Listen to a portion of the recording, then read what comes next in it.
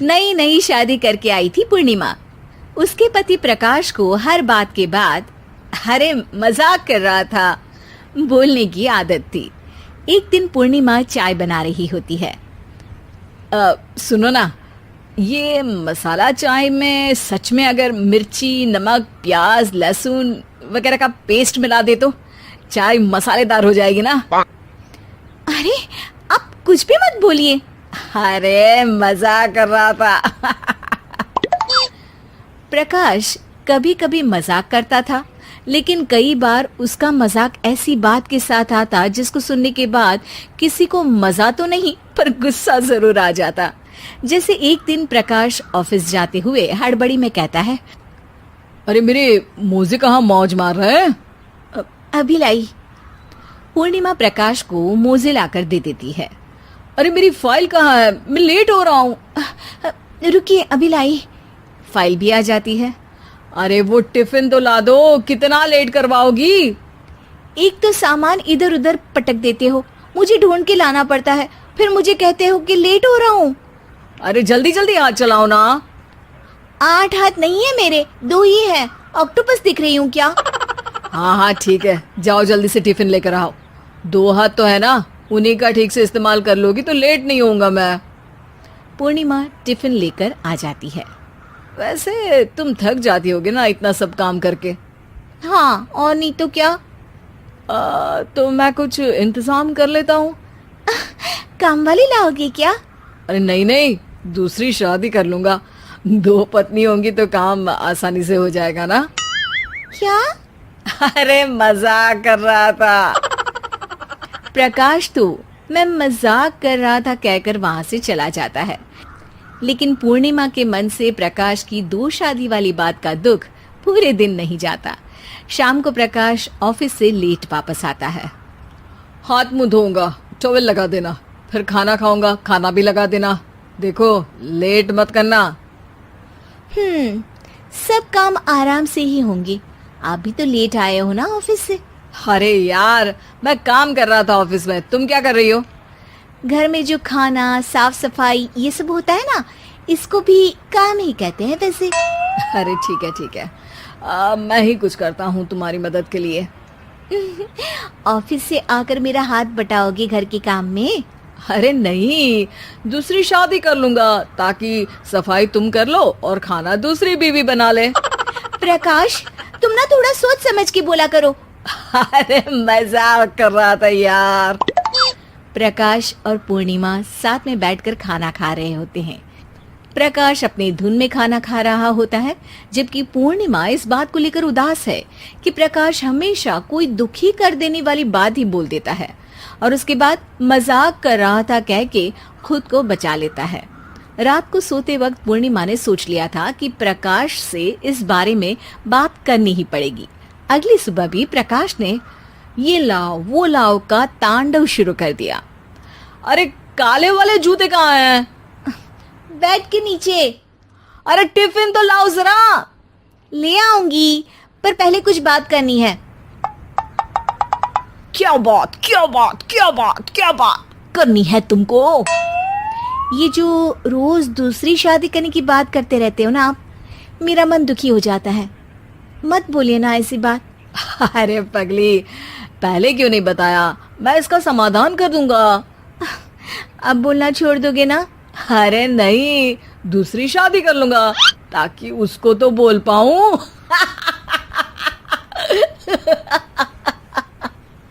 उफ़, तुम कभी नहीं सुधरोगे। मजाक कर रहा था। पूर्णिमा की बात को प्रकाश हंसी में उड़ा देता है। पूर्णिमा बहुत भारी मन से टिफिन लेकर आती है। ये लीजिए टिफिन। अरे मैं तो भूल ही गया, आज मेरे बॉस के बेटे की बर्थडे पार्टी है, तुमको भी बुलाया है, रात को तैयार रहना। रात को पूर्णिमा और प्रकाश बॉस के बेटे की बर्थडे पार्टी में पहुंच जाते हैं। वहां प्रकाश के ऑफिस के और भी लोग हैं जिनको पूर्णिमा पहले से जानती है। केक कटता है, लोग खाना खा रहे होते हैं। वहीं पूर्णिमा और प्रकाश ऑफिस के लोगों के साथ बैठे बात कर रहे होते हैं। मेरे हस्बैंड तो खुद काम भी करते हैं और बच्चों को भी संभाल लेते हैं। हाँ भाई, अरे घर के थोड़े बहुत काम तो करने ही होते हैं ना। मेरी पत्नी भी अकेले सब कब तक करेगी? मैं तो सिर्फ ऑफिस का ही काम करता हूँ, घर का सब काम तो पूर्णिमा ही करती है। पूर्णिमा, तुम अकेले सब कैसे कर पाती हो? नहीं जी, बहुत थक जाती हूँ वैसे। तो प्रकाश से हेल्प ले लिया करो ना। अरे बोला तो है इनको, पर इन्हें लगता है कि ऑफिस का काम ही सब कुछ है, तो मैंने भी एक समाधान सोच लिया है। अच्छा, क्या पूर्णिमा, घर में काम वाली बाई रखोगी क्या? अरे नहीं, दूसरी शादी करूंगी ताकि एक हस्बैंड ऑफिस का काम कर ले और एक मेरे घर में मदद कर ले। पूर्णिमा की बात सुनते ही सब कुछ सांप सूख जाता है और प्रकाश के मुंह से तो केक का टुकड़ा गिर जाता है। अरे क्या बोल रही हो? कुछ पता भी है क्या? अरे मजाक कर रही थी, वैसे ही जैसे तुम करते हो। प्रकाश का मुंह खुला का खुला रह जाता है और उनकी आंखें भी खुल जाती है। प्रकाश समझ जाता है कि हर बात के पीछे अरे मजाक कर रहा था बोलने से वो बात मजाक नहीं हो जाती। पीले दांत वाली बहू। रंजना कभी ब्रश नहीं करती थी। उसे कितनी बार उसके माँ बाप ने डांटा, लेकिन उसका कोई असर उस पर होता ही नहीं था, जिस कारण से उसके दांत पीले पीले हो जाते हैं। शादी के बाद। अरे बहू, वैसे तो तुझ में कोई कमी नहीं है, पर तेरे दांत इतने पीले कैसे हैं बेटा? कैसे मतलब? कोई सर्जरी थोड़ी ना कराइए। वो तो क्या नाम, मैं ब्रश नहीं करती थी तो पीले हो गए। अब क्या करूं? आप कहे तो लाल करवा लूं या फिर काले? यार ये क्या है, क्यों माँ से लड़ रही हो? लड़ रही हूँ? अरे मैं लड़ रही हूँ या ये बोल रही है कि दांत पीले हैं, पीले। अरे तपस्या थोड़ी ना की है इन्हें पीले करने के लिए, बकायदा ब्रश नहीं किया है 20 साल तक, तब जाकर। छी, कैसी बात कर रही हो? ये उस वक्त तो पीले नहीं थे जब हम लोग तुम्हें देखने आए थे। अरे तब साफ करवा लिया होगा डेंटिस्ट के पास जाकर। अब देखो कैसे पीले पीले लग रहे हैं। रंजना सास की तरफ गुस्से से देखती है। फिर शुरू हो गई पीले पीले पीले। अरे पीले तो तब भी थे जब मेरे हाथ का रसगुल्ला उड़ा उड़ा कर खा रही थी और बोल रही थी, लड़की नहीं गुणों का खजाना दे रहे भाई साहब आप। खैर, अब वो लोग करते भी तो क्या करते, पीले दांत वाली बहू पल्ले पड़ी थी तो झेलना तो था ही। एक दिन कीर्तन में रंजना गाना गा रही थी। अरे कमला बहन, माँ का द्वार है, यहाँ तो सब शुद्ध होकर आते हैं, फिर अपनी बहू को ब्रश भी नहीं करवाती तुम। दूर से पीले पीले दांत भक्ति में बाधा उत्पन्न कर रहे हैं। और कोई 2 साल के बच्चे थोड़ी ना लेकर आई हूँ मैं बहू बनाकर। अच्छी खासी लड़की है, अरे कैसे करवाऊं ब्रश? ये तो उसे खुद करना चाहिए ना। अब माँ बाप तो इसके जैसे तैसे निपटा दिए, ये नहीं सोचा कि सास कैसे संभालेगी। सास बहू को लेकर घर आ जाती है, लेकिन सोच लेती है कि अब इसे लेकर कहीं नहीं जाएगी। अगले रोज बहू कहती है, अरे क्या हो गया, मंदिर नहीं जाना क्या? कीर्तन का वक्त हो रहा है। मेरी मधुर वाणी से कान्हा जी जागते हैं और सोते हैं। आप तो जानती है ना उनकी भक्ति में कितना मन लगता है मेरा। वो क्या है ना, तबीयत ठीक नहीं लग रही है मेरी, आराम करूंगी मैं। तबीयत ठीक नहीं लग रही? अभी तो मिथुन के गाने पर नाच रही थी आप, और अब बोल रही है कि तबीयत ठीक नहीं लग रही। अरे भक्ति में मन लगा लो सासू माँ, ऊपर जाना है, क्या मुंह दिखाओगी आप? हाँ, सास को बहू की बात पर गुस्सा आ जाता है। मैं क्या मुंह दिखाऊंगी, इसकी चिंता तो ना कर, समझी? अपने मुंह की चिंता कर, जो ये पीले पीले दांत लेकर हर जगह पहुंच जाती है। पता है लोग कितना मजाक बनाते हैं। ना जी ना, मैं नहीं जाना कहीं तेरे साथ।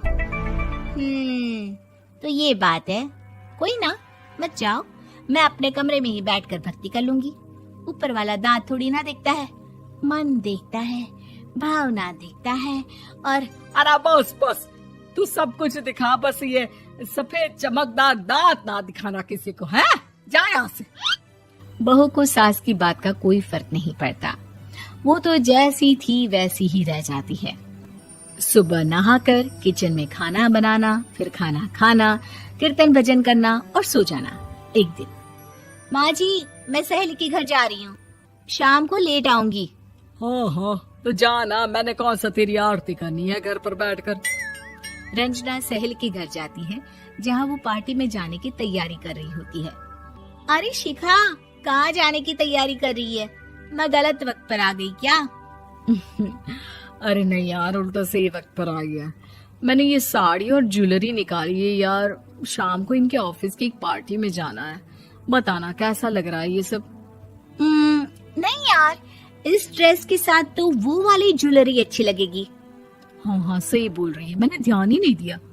वैसे तो हमेशा से मस्त फैशन सेंस रखती है। तो बड़ा जाती होगी ना पति के साथ पार्टी में। रंजना कुछ नहीं बोलती, बस सोचती है कि यार काश ये बात सही हो जाती, पर मैं क्यों नहीं जाती पार्टी में? क्या इन लोगों की कोई पार्टी होती नहीं होगी? रंजना घर आती है और रात में पति से सवाल करती है। एक बात बताइए, आप मुझे किसी पार्टी में क्यों नहीं ले जाते? क्या आपके यहाँ ऑफिस में पार्टी नहीं होती? पति बेचारा क्या कहता कि दांत पीले हैं तुम्हारे इसलिए। अरे कोई पार्टी होती नहीं हम लोगों के ऑफिस में, तो कहाँ से लेकर जाऊं? और मार्केट, मॉल, कहीं वीकेंड घूमना, कहीं तो। अरे यार, सारे हफ्ते में एक छुट्टी मिलती है, तो सोचता हूँ कि आराम ही कर लूं। क्यों? रंजना मन मार के रह जाती है। पहले कभी सास के साथ मंदिर जाया करती थी, लेकिन वो भी सास ने ले जाना बंद कर दिया। घर बैठी बैठी रंजना बोर हो जाती है। तभी उसे आइडिया आता है और वो मायके जाने का सोचती है। सासू माँ, 2 दिनों के लिए मम्मी के घर जा रही हूँ। अच्छा, ठीक है, आराम से जा। और हाँ, माँ से कुछ अच्छी आदत सीख कर आना कि कैसे शरीर के हर भाग की तरह दांतों की सफाई भी जरूरी होती है, समझी? शुरू हो गई ना आप? वो लोग आपकी तरह नहीं है कि छोटी छोटी बात का बतंगड़ बना दे। उन लोगों के लिए मैं मायने रखती हूँ, ना कि मेरे पीले पीले दांत। रंजना माँ को बिना बताए उन लोगों को सरप्राइज देती है, लेकिन जैसे ही वो दरवाजे पर पहुंचती है, अंदर देखती है कि घर वाले कहीं जा रहे होते हैं। अब माँ, काश रंजना दीदी के दांतों वाली प्रॉब्लम नहीं होती, तो वो भी हम लोगों के साथ चलती ना बुआ जी की बेटी की शादी में। हाँ बेटा, लेकिन अब उसे कौन समझाए कि उसको उसके पीले दांत नहीं दिखते, लेकिन उसके आसपास के लोगों को कितना एम्बैरेसिंग फील कराते हैं।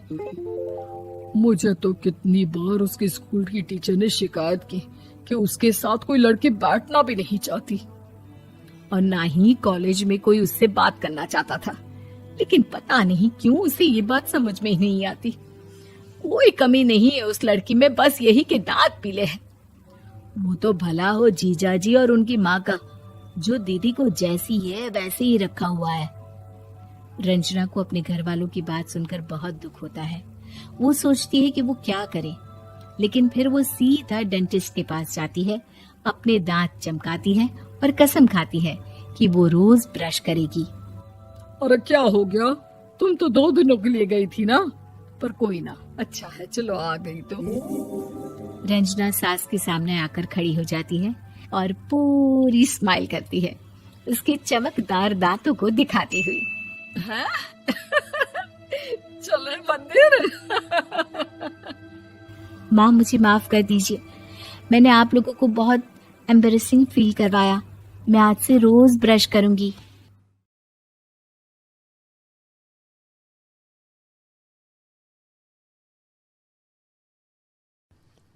नौकरानी एक घर के लिए कितनी जरूरी होती है, आइए देखते हैं।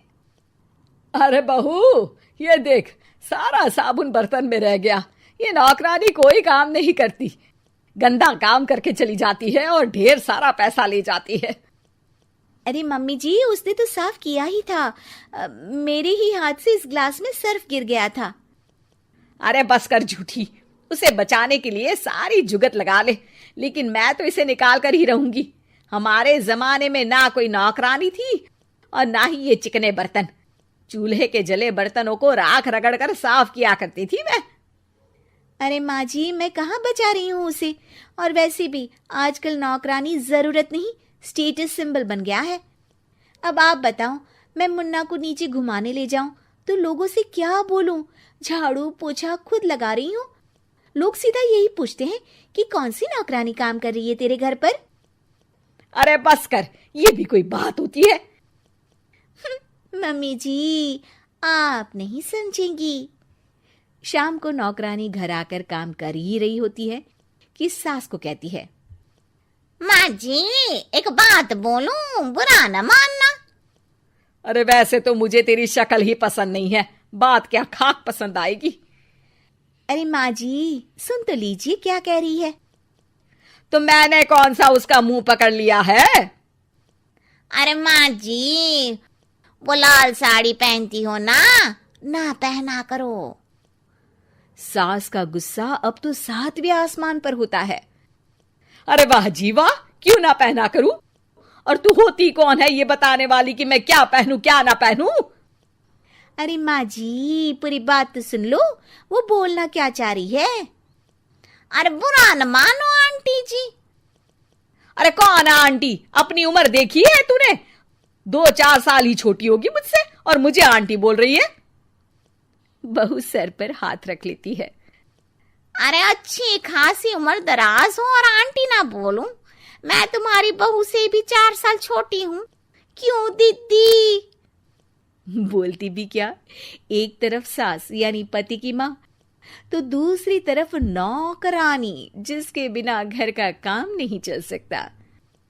वो दरअसल माँ जी की शादी में बहुत जल्दी हो गई थी ना।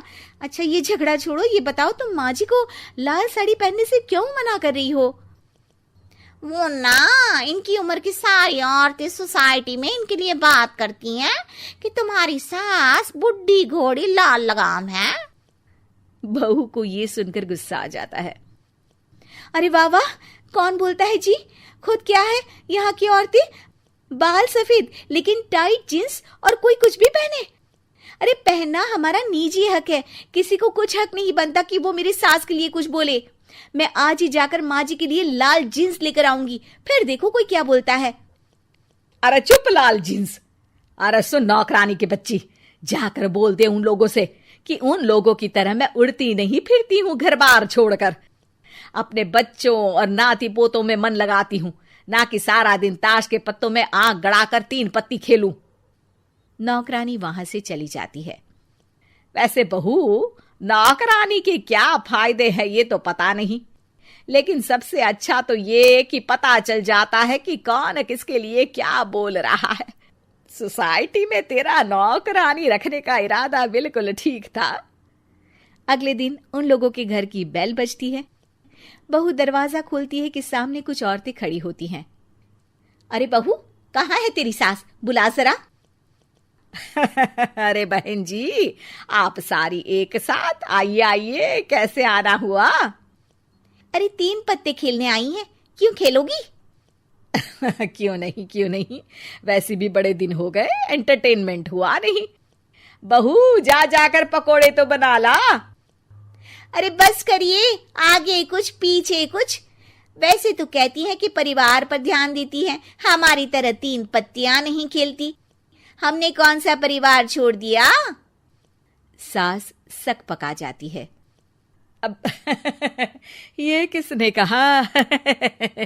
मैं तो कहती हूं कि मैं भी थोड़ा बाहर निकलूं। आपने ही तो कमला नौकरानी से ये सारी बात की थी। सास और बहू को अब सारी कहानी समझ आ जाती है कि सोसाइटी की औरतें क्यों भड़क रही हैं। माफ करिए आंटी, मैं छोटी हूँ लेकिन फिर भी पहले तो आप लोगों ने माँ की लाल साड़ी का मजाक उड़ाया था ना। हाँ उड़ाया था, लेकिन उससे पहले तो तुम लोगों ने हमारी जीन्स के बारे में बात की थी। अरे क्यों ना पहने हम जीन्स, तुम्हारे पैसों की थोड़ी ना है। सास और बहू सर पकड़कर बैठ जाती है। देखा बहू, ये खेल कर गई तेरी नौकरानी, यहाँ की बात वहां तो वहां की बात यहाँ। दोनों किसी तरह औरतों को समझा बुझाकर घर भेजती है और कसम खाती है कि नौकरानी को नौकरानी ही रहने देंगी।